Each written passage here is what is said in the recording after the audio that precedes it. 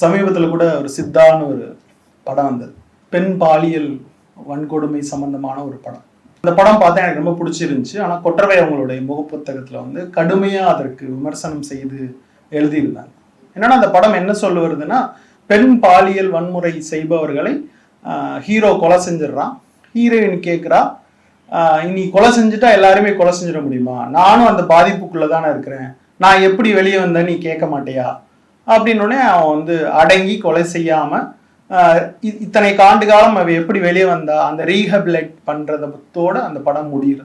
எனக்கு அந்த படம் ஒரு ஆணாதிக்க பார்வையில் ஒரு கொலை செய்யாமல் ஒரு பெண் வந்து ஒரு ஆணை தடுத்து விட்டால் சூப்பர், கரெக்ட், நல்லது தானே அப்படின்னு நினச்சேன். அப்போ கொற்றவை வந்து ரொம்ப ஸ்ட்ராங்காக சொன்னாங்க, இவ்வளோ நாள் கழிச்சு ரீஹேபிலேட்டட் தான் பண்ணுவீங்களா பெண்களை? இப்படி புறையோடி போயிருக்கிற சமூகத்தை எதிர்த்து ஒரு கேள்வி கூட ஒரு சினிமாவில் இத்தனை ஆண்டுகளுக்கு அப்புறமும் நீங்கள் வைக்க மாட்டீங்கன்னா, பெண் பாலியல் வன்முறை உட்படுத்தப்பட்ட குழந்தைகளை பெண்களை நீங்கள் வந்து ஒரு மனநல சிகிச்சை மையத்துக்கு தான் அனுப்பணுங்கிற முடிவில் தான் நீங்கள் இருக்கிறீங்களா?